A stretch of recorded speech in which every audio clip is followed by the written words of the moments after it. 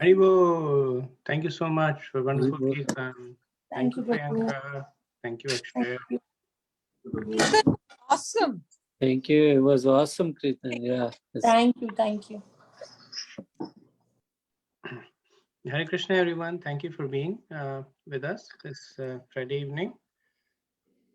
So today, with your permission and blessings, I wanted to speak a little bit about Sita Devi. Yesterday was the appearance day of Sita Devi, and we of course are familiar with most of her details as are given in Ramayana and some of the other Puranas. But for our own purification, we can revisit them, and meditating on the qualities and the pastimes of great personalities purifies us. So I'll start with the Mangalacharan. We are the Facebook Live. I'm sorry. Right. Yeah, it's on. Okay, thank you. Om Agyantimirandasya Gyananjana Shalakaya Chakshurunmilitam Yena Tasmai Shri Gurave Namaha. Jai Shri Krishna Chaitanya Prabhu Nityananda Shri Advaita Gadadara Shivasadi Gaura Bhakta Vrinda. Hare Krishna, Krishna Krishna, Hare Hare, Hare Rama, Rama Rama, Hare Hare. Mukham karoti vachanam, pangam langyate girim, yat kripatamaham vande, Shri Guru Dinataranam, Parmanandam Madhavam.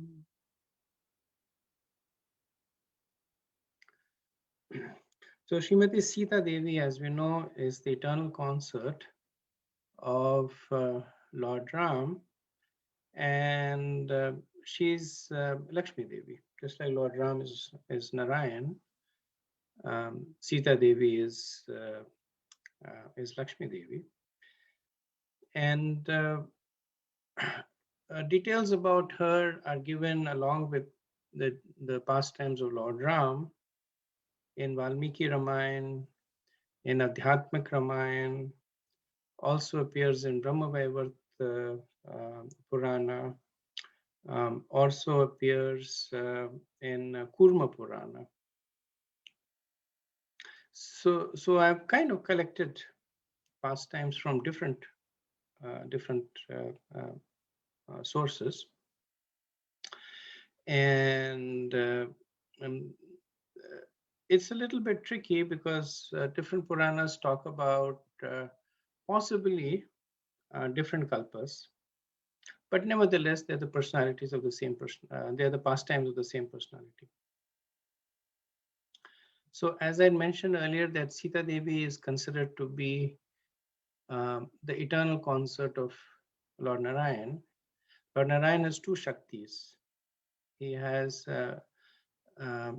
or two primary Shaktis. He has many Shaktis. The primary Shaktis, one of them is Shri, and the other is Bhu. And in temples, especially in the south, in temples you'll typically see Lord Vishnu with Bhu and Shri around him. Same thing actually you will see for Nrsimhadev also. Sometimes you will see with Bhu and Shri. So they are the internal energies of Lord Narayan. And as we know that Lord Narayan expands from Krishna, in the same way, his internal energy also, they expand from the the corresponding personalities in Golok Vrindavan. So the Bhu Shakti is considered to be an expansion of Srimati Radharani, and the Sri Shakti is considered to be an expansion of Chandravali. And as we know in Dwarka, Satyabhama is a manifestation of the Bhu Shakti, and Rukmini Devi is a manifestation of Shri. And Sita Devi is a manifestation of the Bhu Shakti of Lord Narayan. So Sita Devi appeared in the dynasty of Maharaj Janak. So Maharaj Janak is famous in many ways. He's one of the 12 Mahajans. He's glorified as one of the 12 Mahajans, with persons who can perfectly understand the Vedas. And he's specially glorified as one who understands the importance of doing your prescribed duty while performing devotional service. So in the 4th chapter, Krishna actually calls out Maharaj Janak by name, Janakadi. He says, King like Maharaj Janak have understood this secret of how to do your prescribed duty, but remain completely detached from within. So once it so happened that in the kingdom of Maharaj Janak, there was no rain. So the name of his kingdom is Videha. And it is somewhere in the region of Bihar and Uttar Pradesh, going all the way north till Nepal. That was the province of Videha that was ruled by Maharaj Janak. And within that, in the city of Mithila, was his kingdom. So there was no rain. And as was the accepted practice at the time, it was understood that this is because of some truti. So the Brahman said that you perform yajna, and by that rain will appear. So Maharaj Janak said, okay. So as was convention that the yajna sthal, the area where the yajna was to be performed, was actually supposed to be leveled personally by the king. So with a plow that was made out of gold, Maharaj Janak started tilling the land. The plow is it's like T-shaped, and the pointy end of it goes into the soil, and then the other part of it is yoked at the back of a bull that pulls the plow. So using this golden plow, Maharaj Janak started tilling the land, and then all of a sudden it stopped and it hit something solid. So when Maharaj Janak removed the soil from there, then he was surprised to see that there was a golden casket over there. And if that wasn't surprising enough, there was actually a young an infant baby inside that casket. So Maharaj Janak was childless. He did not have any children, so he was overjoyed. And he took the baby out, and she was named Sita. So Sita is essentially the point where the plow touches the soil. It's where the furrows are made in the soil. That part is called Sita, and because she was exposed by the contact of the plow with the Sita, she was named Sita. And when Sita appeared, then things became very auspicious in the kingdom. Not only was there rain, but overall things became very, very auspicious, which is understandable because Sita Devi is the goddess of fortune. Wherever she is, there is always good fortune. Now, how did this casket come there? And there are two backstories for this from two different Puranas. In one Puran, it is mentioned briefly that once Lakshmi Devi was massaging the lotus feet of Lord Narayan. And devotees, they take great pleasure in serving the Lord. But Lord Narayan saw that Lakshmi Devi, she was sad. And he inquired that why is it that you don't, that you seem to be distressed? And Lakshmi Devi, she said that you're so kind and merciful to me that you have given me an opportunity to serve you 24/7.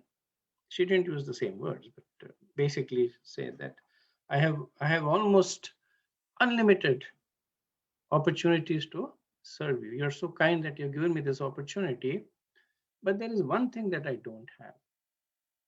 I said, okay, what is it that you don't have? And then she said that I'm never alone with you. So Lord Narayan said, we are alone over here. What are you complaining about? She said, no, you're lying on the bed of Anantashesh. He has 1,000 heads and he has 1,000 eyes and he's constantly looking upon us. So your bed itself is constantly looking at me. There's no question of privacy between us. So Lord Narayan started laughing and he said, this I cannot take care of because whenever I am, my devotees are there. But in a future incarnation, I promise you that you will get time only exclusively with me, and I will be exclusively there for you. Even though Anantashesh will be there with me at that time also, but the Leela will be in a way that we will have time exclusively for us.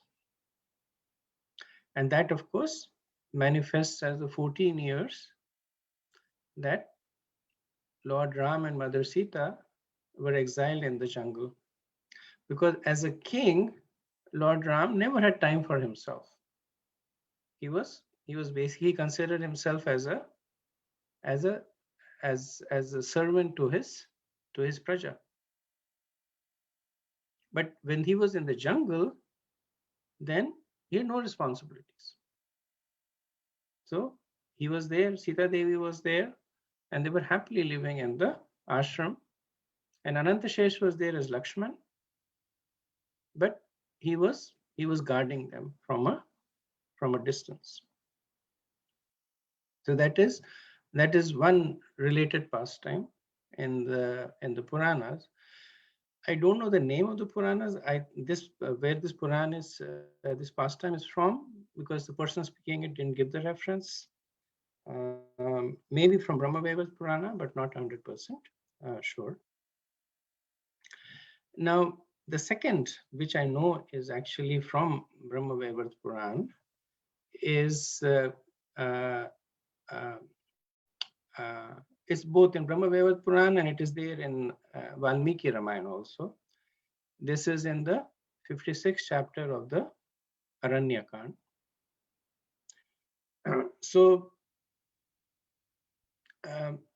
we know when we were talking about the biography of Ravan, we know that at one point he had challenged Lord Shiva. He had indirectly challenged that Lord Shiva was sitting on Mount Kailash and he started to pick up Mount Kailash. And then Lord Shiva at that time had with his toe pressed the mountain down, and then Ravan's hands were trapped. And then for 100 years, he prayed to Lord Shiva, and Lord Shiva then released him and gave him benediction. So he became a big devotee of Lord Shiva after that.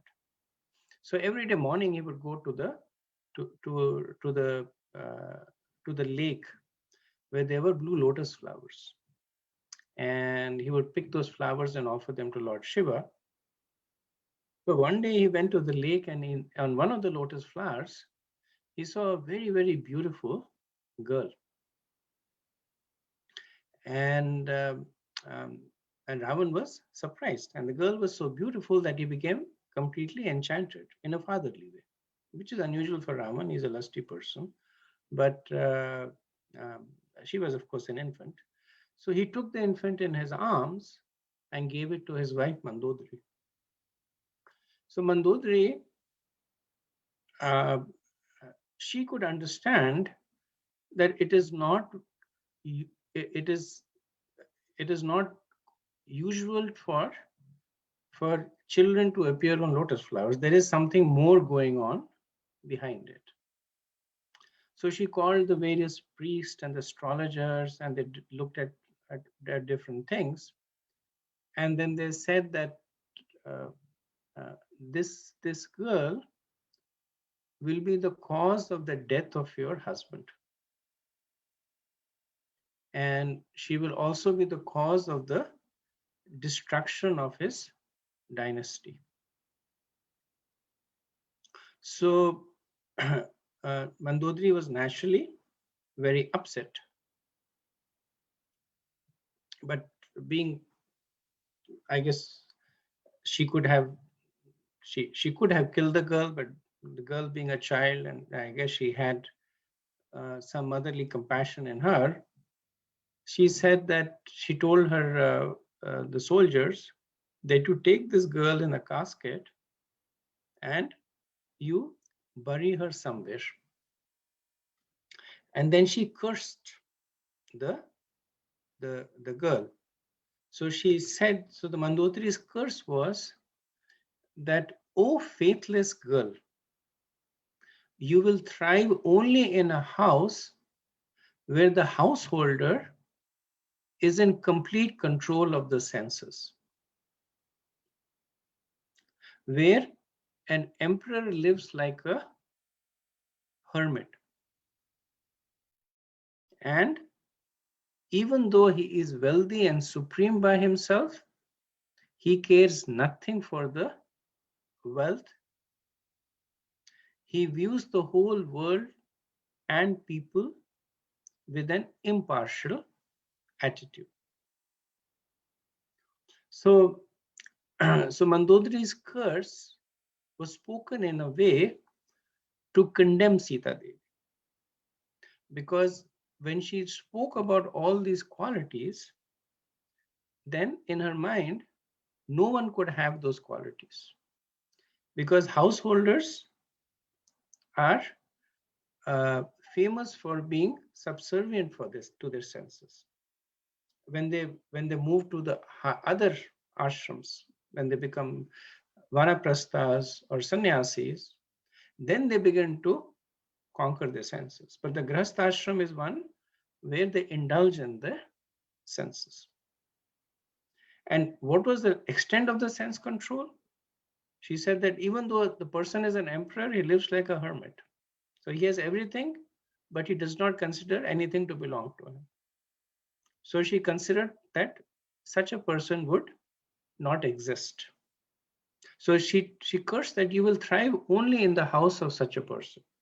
And because such a person would not exist, the curse was that the girl would suffer. And she addresses him as faithless girl. So the Saraswat, the hidden meaning of this is that the goddess of fortune, as the personification of wealth, is faithless, because wealth has no adherence to anybody. A person may be cultivating wealth with so much of love and affection and determination, but when the time is right, the wealth will go away. So that is the manifestation of the goddess of fortune to those who approach her for material benefit. That she is faithless, chapal. She is described as chapal. That she is here today, gone tomorrow. Prabhupada would say the only exception is that because goddess or Lakshmi Devi is also a chaste wife,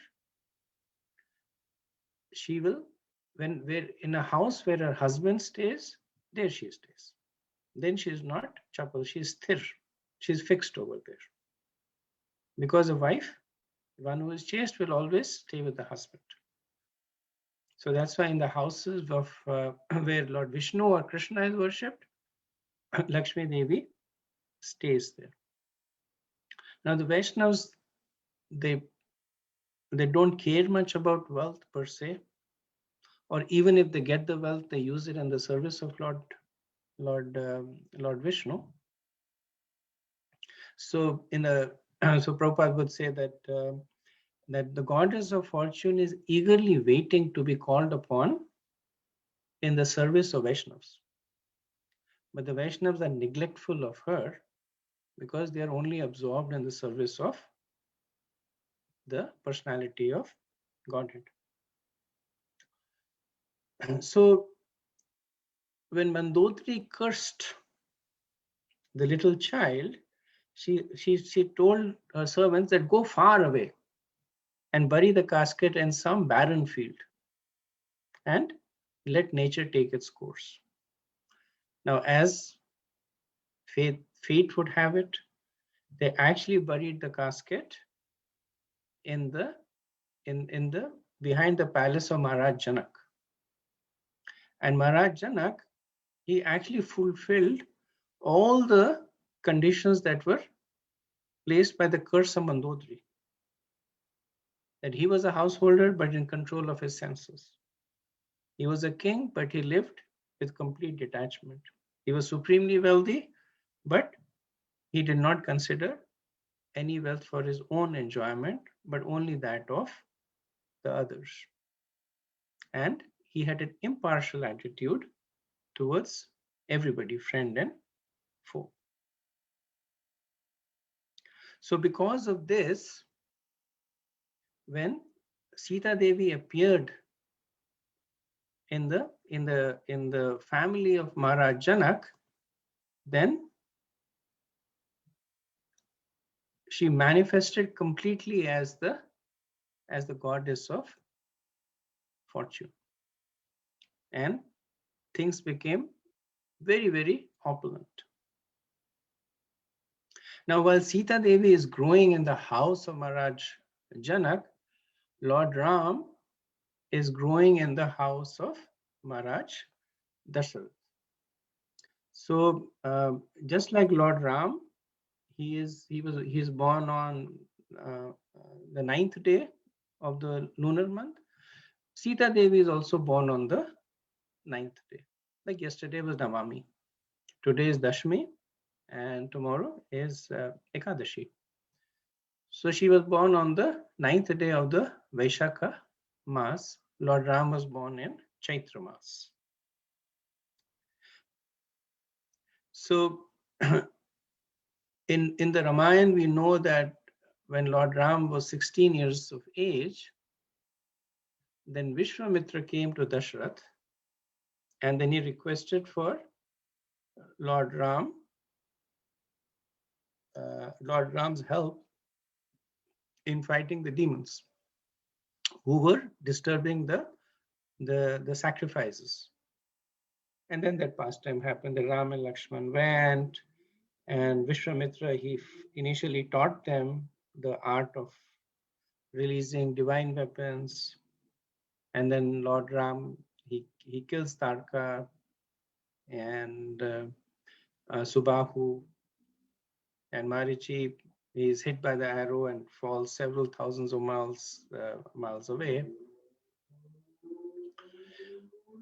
So when before Lord Ram could go with Vishwamitra, Dashrath was actually in a lot of anxiety. And he kept requesting Vishwamitra that please take me, don't take my son, he's just a small child. And Vishwamitra was getting angry. And then at that point, Vashishta intervenes. And he takes Dashrath aside and he says that this will be Sumangalam. Let him go with Vishwamitra and it will be fully auspicious for your son. So even though Vashishta spoke in riddles or indirectly, but actually he was pointing to the imminent marriage of Lord Ram with Sita Devi. So when the Lord unites with his internal potency, the goddess of fortune, it is Sumangalam. It is everything is completely auspicious. So in the house of Maharaj Janak, once it is said that Parshuram came to visit. There are two versions of this. Rampal Maharaj says that you can understand them as Kalpabheda. In one version, it says that Maharaj Janak, through his ancestors, was given a special bow. And that bow was actually one of the three bows that was constructed by Brahma himself. So one is called the Hara Dhwaj, and one is actually the Gandiv, and the other is the Shanga Dhanu. So the Shanga Dhanu was given to Lord Vishnu, the Hara Dhanu to Shiva, and Gandiv to Agni. And we know later on Agni gave it to Arjun. So the the Hara Dhanu was actually given by Lord Shiva to an ancestor of Maharaj Janak, who also had the name of Janak, as a reciprocation for the devotion. And it was in their dynasty, handed over from father to son. Another version says that once Parshuram, he came to visit Maharaj Janak. And when he came to visit, he had this bow with him, which he left at the door of the palace. And then when he had finished his conversation, he came out and then he saw that his bow was missing. So he went around looking for his bow, and then he saw that Sita Devi was using that bow to pluck flowers from the trees. And he was surprised because under ordinary circumstances, it took more than 350 men to just move the bow, to lift the bow and move it from one point to another. And here was Sita Devi. She was just a few years old, and in her left hand, she had the bow up, and she was using it to knock some flowers of a tree. So Parshuram understood that this is the bow of Lord Shiva. So it can be handled in this way by Lord Shiva or somebody who's greater than Lord Shiva. So he understood that she was the goddess of fortune. So he advised Maharaj Dashrath that when the girl is of marriageable age, then you put this as a prior condition, that the person should be able to string the bow, and that way, the person is qualified to marry your daughter. So that is what Maharaj Janak did, that when Sita Devi became a marriageable age, then he declared a Swayamvar, and the condition was that a person who could lift the bow and thread it.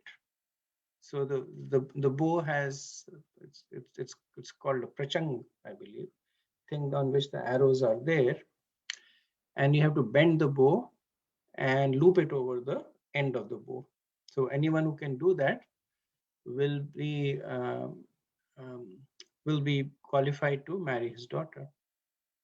And because the beauty of Sita Devi was famous, and more than the beauty, also she was famous as being the source of all auspiciousness. So many kings, many powerful warriors came, but they were not even able to pick up the bow. And then Lord Ram, of course, came and he easily picked up the bow. And then when he was bending the bow to put the thread over it, then the bow actually broke. And the sound of the breaking of the bow was so tumultuous that, with the exception of Lord Ram and Maharaj Janak and Sita Devi, everybody was knocked flat on the ground. So Sita Devi happily, she put the garland on around the neck of Lord Ram, and the marriage was finalized. So Vishwamitra sent news to Maharaj Dasharath. So this also shows the position of the Brahmanas, because you notice that Vishwamitra, he has not even consulted with Dasharath. He has basically offered Lord Ram as a groom, and Maharaj Janak has accepted. And he hasn't, because he took Lord Ram from the palace of Dashrath, and then from there he just took Lord Ram to Maithila. But the position of the Brahmins as leaders, as those who are respectable in all circumstances, even by the emperor. Of course, Vishwamitra is a Brahma Rishi, highly exalted, but it shows the exalted position of the Brahmins in the societies at that time. So he sent news to Maharaj Dashrath, and Maharaj Dashrath came with his paraphernalia very quickly. He was also delighted. And then in the conversation, it was also decided that the younger sister of Sita Devi. So once Sita Devi came, then actually Maharaj Janak had another daughter, and her name was um, Urmila. So she was given in an alliance to Lakshman. So Ram married Sita Devi, Lakshman married Urmila, both of them daughters of Maharaj Janak. And then Maharaj Janak had a brother by the name of Kushadvaja. And he had two daughters.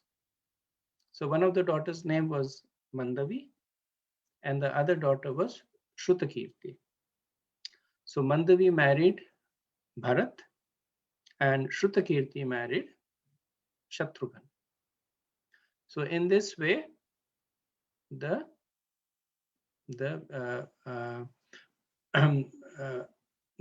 four sons of Maharaj Dashrath were married to the four princes of Maharaj Janak. So in a commentary of one of the other reasons of the appearance of Sita Devi, there is also a mention of Vedavati. And so I wanted to speak a little bit about Vedavati also, but before that, I'll pause just to see if there is any discussion, any thoughts on what we have spoken so far.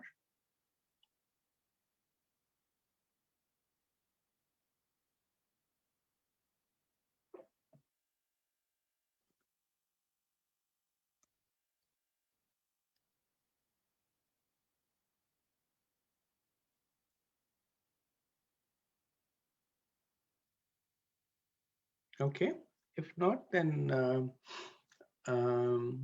the personality of Vedavati also plays an important part in Ramayana, linked with Sita Devi also, and she is described in in Valmiki Ramayana, that so goes to the uh, to the lineage. So there was a Manu by the name of Daksha Savarni, and he had a son and a son, and so there's a lineage. And in his lineage, further down came a very pious king by the name of Vrishvadhwaj. So Maharaj Vrishvadhwaja was a great devotee of Lord Shiv. And Lord Shiv was very affectionate towards the king.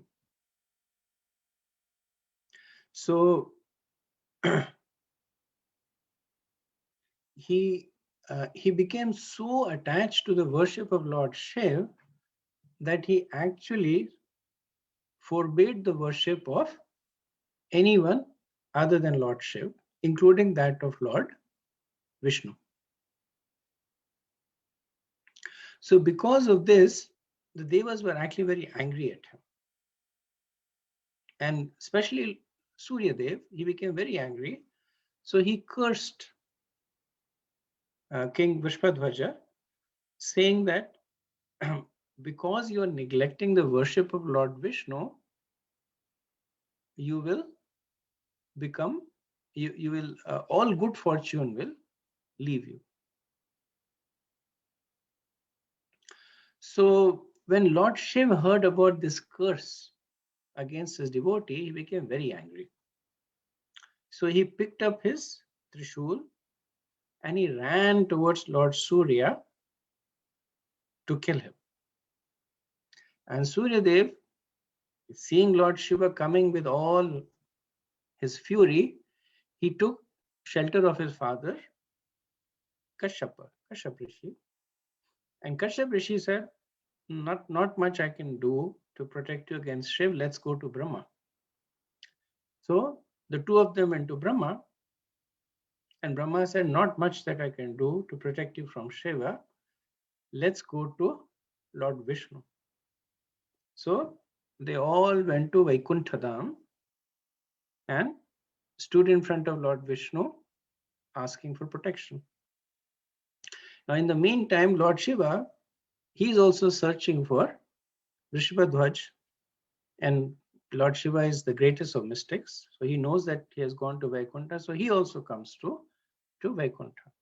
So all of them are now standing in front of Lord Vishnu, each one of them telling their side of the story. Lord Shiva complaining that he has cursed my devotee, and Suryadev complaining that he deserves to be cursed because he had stopped the worship of Lord Vishnu. So then Lord Vishnu says, just stop. Don't worry about all this. In the time that you have been over here in Vaikuntha, many years have passed on the earth planet. In that time, afflicted by the curse of Suryadev, Vrishabhadhwaj, he lost everything. He lost his empire, his opulence, and he has died. And then his son Rathadhwaj has died.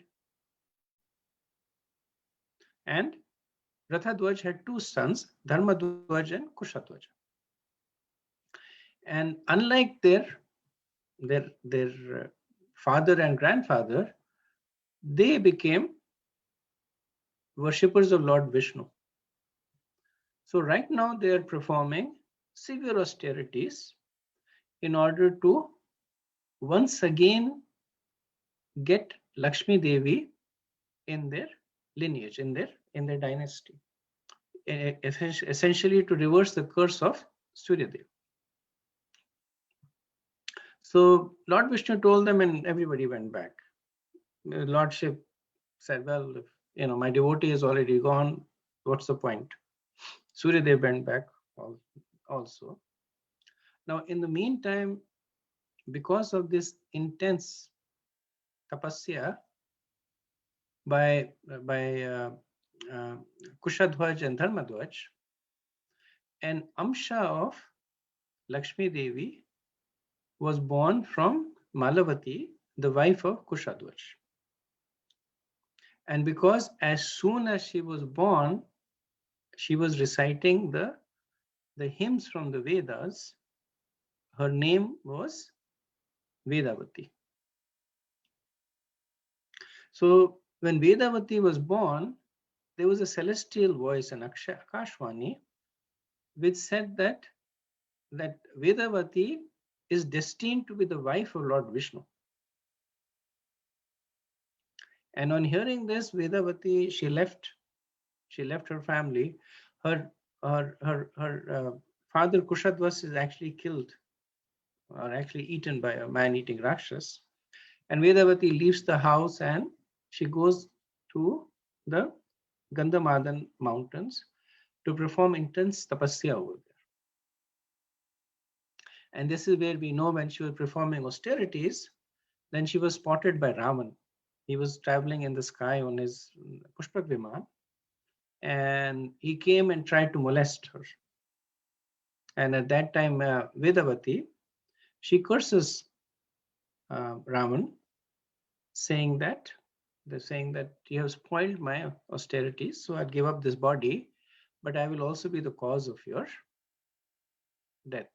And then saying that, she ignites her body with the fire of yoga and then leaves the body. So when she leaves the body, she stays within the realm of Agnidev. And in the Kurma Puran, it is explained that when Sita Devi was later on being kidnapped by Ravan, then at that point she enters into the fire, and she is taken by fire and replaced by Vedavati.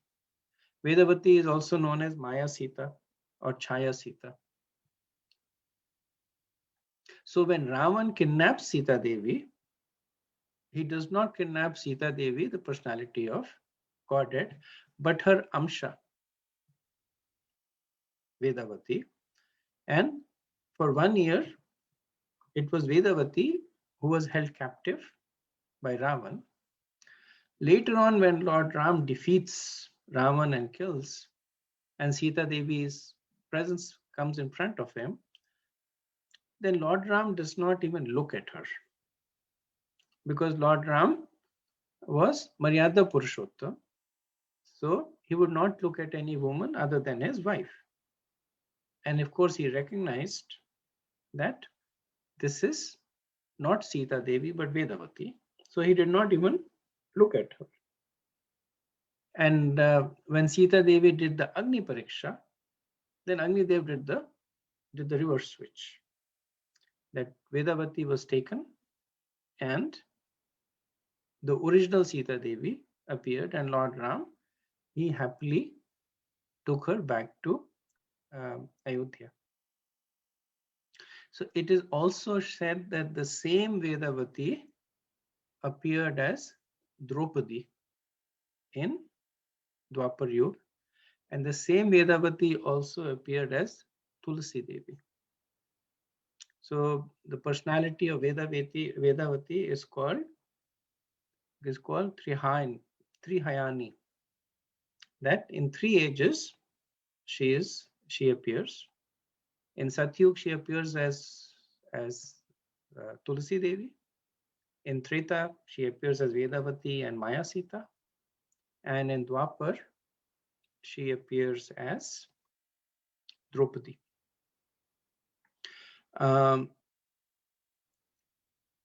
Sita Devi's personality. Can I ask a question here? Maybe if you can wait. I may forget. Okay, anyways. Okay, so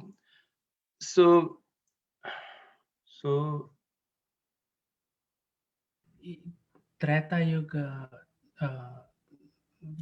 Vedavati and Tulsi Devi in Satya Yuga. Right. So the personality of Sita Devi in Ramayana is shown as one who is who is the perfection of service. So the last verse of the Shashtakam by Chaitanya Mahaprabhu, it actually exemplifies the mood of Sita Devi. Aslisha va padrutam pinashtu mam adarshanan mam hatam karotu va yata tatha va vidata lampatu mat pranatastu sevana pra, where Mahaprabhu prays that oh my Lord, you can be there with me, or you can make me broken-hearted and forsake me. But whatever you do, you are always my worshipable Lord, life after life. And Sita Devi exemplifies that mood. That when Lord Ram took Sita Devi, then for 14 years she was his exclusive point of attention. When Sita Devi was kidnapped, then Lord Ram was besides himself. And in order to rescue Sita Devi, he vanquishes the entire kingdom of Ravan. So much was his attachment to Sita Devi. And then later on, based on washerman's complaints, he lets go of her. But in both the situations, the love, affection, and respect of Sita Devi towards Lord Ram never changes. Now, Sita Devi exemplifies service with intelligence. So submissiveness does not mean simply doing what has been asked of you to do. Right? Prabhupada would say that you should surrender with your intelligence. You should not surrender your intelligence. So Sita Devi exemplifies that, especially in the conversation between Lord Ram and Sita Devi, right after Lord Ram has decided to leave Ayodhya and go to the forest. So Lord Ram, he comes back, he says that in order to uphold the vow of my father, I am going to the forest. I will be there for 14 years. I'll see you after 14 years. Bye-bye. And Sita Devi says, wait a minute. How can you go without me? And Lord Ram, he was pretty firm. And he says that you're a princess. You have been nurtured in a very controlled environment with all luxuries. And when we go in forest, because one of the conditions of Kaikai also was that they would live the life of hermits, austere lives.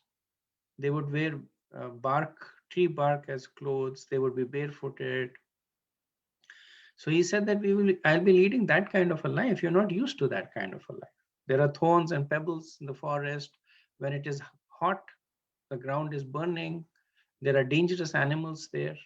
So he said, no, you just you stay over here. And at that time, we see a different mode of Sita Devi.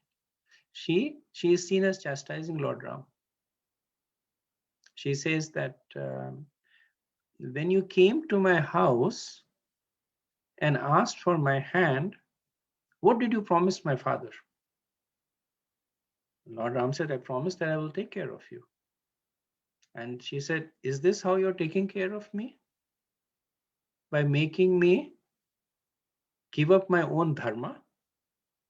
That as a wife, my dharma is to serve my husband. And now you're putting me in this precarious condition where I will have to forsake my duty.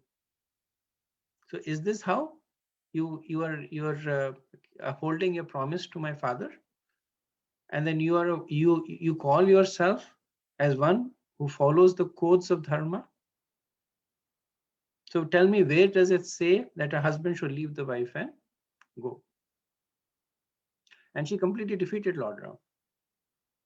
Lord Ram said, okay, don't get angry. You can come along with me. So when later on, when Lord Ram, he banished Sita to the forest, at that point, Sita Devi did not complain. Because the whole principle of dharma is to do that which is best for most, because dharma gives uh, uh, contradictory instructions that value human life but kill those who are sinful. Right? We see that confusion in Arjuna. So dharma is very sensitive to kal, desh, and patra, time, place, and circumstance. So at that time, Sita Devi, she did not complain, because she understood that Lord Ram's dharma as a king, it superseded his dharma as a husband. And she accepted it, because Sita Devi knew very well where Ayodhya was. She could have easily gone back to Ayodhya. It's not that when Lakshman dropped Sita Devi in the forest, she was lost. She could have gone back to Ayodhya anytime. In fact, Love Kush, they do go back to Ayodhya, but she accepts she accepts that Lord Ram is properly following his dharma. And whether she is in the forest away from him, or whether she is in the forest along with him, her mood of service remains unchanged. So that's what we pray to Sita Devi. Generally, people pray to Lakshmi Devi that may I be opulent, may I have wealth, may I have auspiciousness, and they are good prayers to render. But then we also render this prayer, that please engage us in the service of your Lord. Just like Sita Devi, she is unwavering in her service, regardless of the circumstances. Even when Lord Ram has seemingly rejected her, she is still unwavering in her service. So if we can develop that mood, that regardless of how the circumstances around us are, if we are firm in our faith and service to the personality of Godhead, then we will be blessed by Sita Devi. She will bless us with auspiciousness, and most of all, she'll bless us with devotion to the personality of Godhead. So I'll stop over here. And so Indulekha had a question, and anybody else has any thoughts?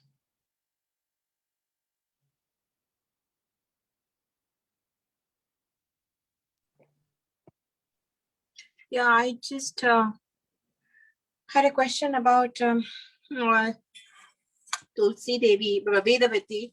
You said she came as Tulsi in Satyuga, then Vedavati in Treta, and Draupadi in Dwapar. What about in Kali Yuga? Is she in here, or is she just Tulsi Devi?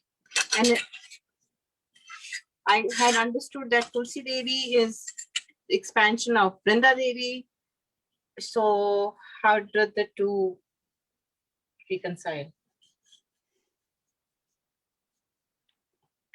So it's true in the Brahma Bhaivat Puran, the pastime of Vrinda Devi being cursed by Sridama to fall into the material world, and then she appears as the daughter of Maharaj Kushatvaja. So even though it does not explicitly say, but generally it is understood that when these great personalities appear, then they could be more than one personalities. So if I were to speculate, I would say that they were probably combined incarnation of Vrinda Devi from the spiritual world and Vedavati for her to get an opportunity to serve Lord Vishnu. But it's not explicitly said, at least anywhere where I read. In the age of Kali also it's not said. It just said that she is three yugas. She comes in these three yugas. It does not say she comes in age of Kali. But as you mentioned, as Tulsi Devi, she continues to appear in the present age also. Okay, Ravi Prabhu. Hare Krishna Prabhuji. Thank you very much, Prabhuji, for the class. Prabhuji, my question is Vedavati and Tulsi Devi, they both are consorts. They have the bhav of Madhurya bhav towards Lord, whereas Draupadi, she has a sisterly attachment to Krishna. So this change of mood. Uh, So Draupadi actually does not have sisterly attachment. She has a Sakya Bhav. It's uh, it's one of those things that Draupadi was initially aspiring to be the wife of Krishna, and then Krishna appears and tells him that not in this age, not in this incarnation, and she accepts that. And then her mood is actually Sakya. She has a friendly relationship with Krishna, not a sisterly relationship. Thank you, Prabhuji.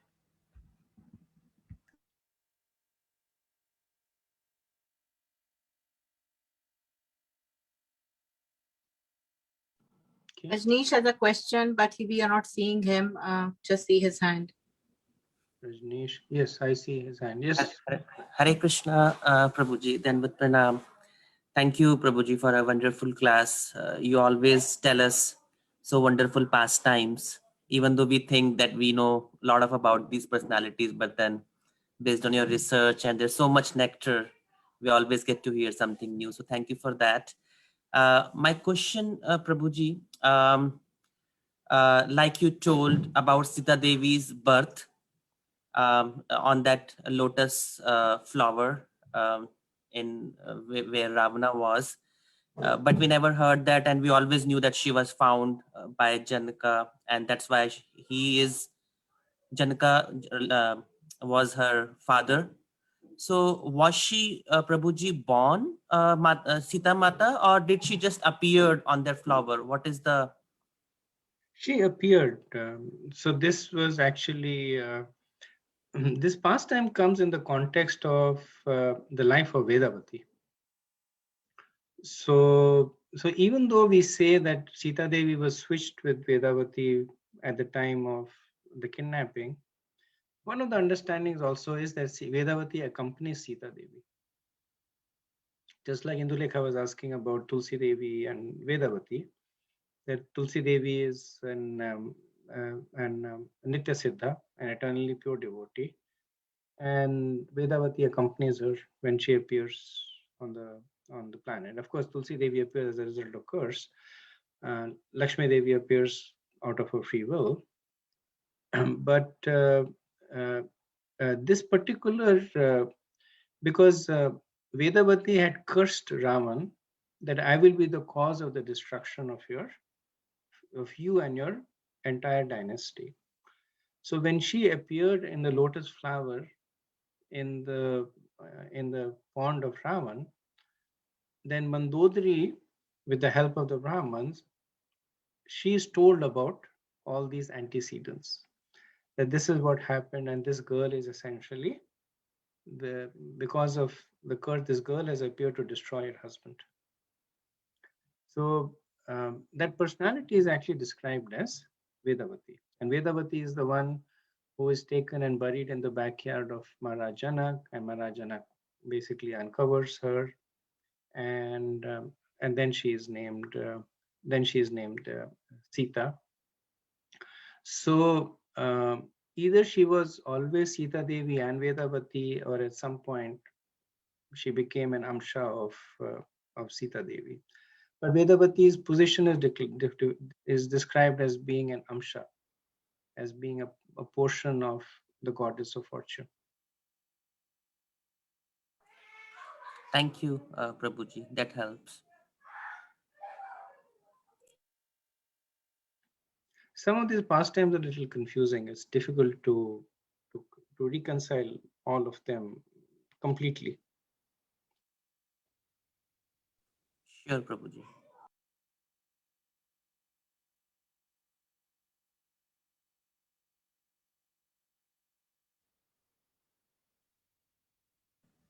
Okay.